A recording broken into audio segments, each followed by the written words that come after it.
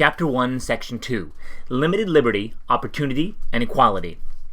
The planting of colonies on the Atlantic shore triggered great changes. It brought together people from 3 continents, North America, Europe, and Africa, in ways that none of them were prepared for. For many, it opened up a bright new age of liberty, equality, and opportunity. For others, it brought a dark period of suffering and enslavement. The lure of the American colonies, land and liberty. The 13 colonies that eventually became the United States were founded in different ways and for different reasons. Virginia was founded by a private trading company. Some colonies, such as Pennsylvania, were founded by individual proprietors or owners who received large land grants from the king. New York was originally founded by the Dutch and later captured by the British. The New England colonies were started by English Protestants called Puritans because they wanted to purify the Church of England. They wanted to create a city upon a hill, a more perfect society based on their religious beliefs. Georgia began as a home for the poor and for criminals found guilty of not paying their debts. Like the Jamestown Settlement, almost all the colonies faced hardships in the beginning. By 1700, however, most were thriving, although not always in ways that their founders had hoped. Most proprietors had expected to transplant the society they knew in England. In English society, a small upper class held most of the wealth and power, while the lower classes did most of the work, but had few of the rights and received few of the rewards. Most colonists, however, wanted more opportunity. John Smith, a leader of the Jamestown Settlement, observed that no man will go from England to have less freedom in America. The key to a better life was the abundance of land in the colonies. Land ownership increased economic opportunity and enabled colonists to escape a life of rigid inequality.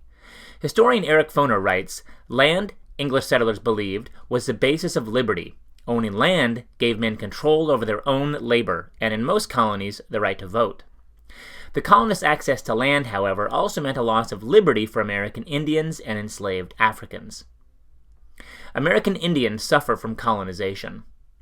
The land that drew colonists to America was, of course, already occupied. At first, relations between native peoples and colonists were mutually beneficial. American Indians taught colonists to cultivate native crops like corn, tomatoes, potatoes, and tobacco.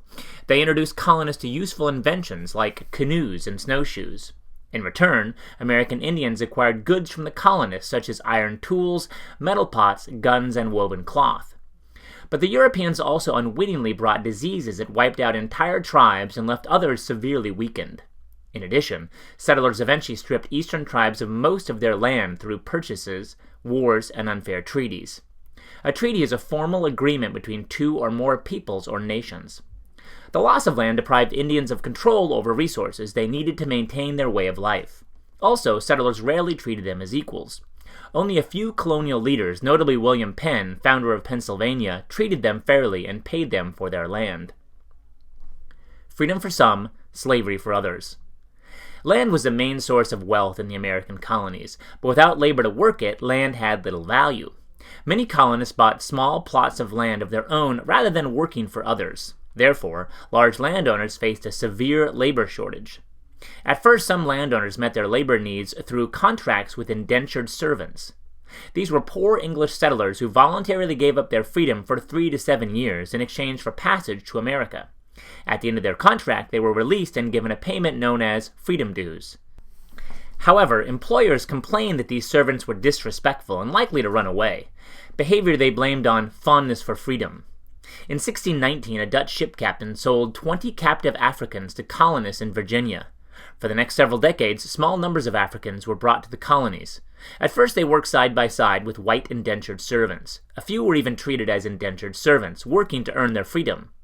The vast majority, however, were enslaved. Gradually, landowners came to depend more and more on slaves to meet their labor needs. Eventually, every colony legalized slavery, but most slaves toiled on plantations in the southern colonies. These were huge farms that required a large labor force to grow cash crops, crops sold for profit. Although slavery in the colonies began for economic reasons, it became firmly rooted in racism. Skin color became the defining trait of a slave.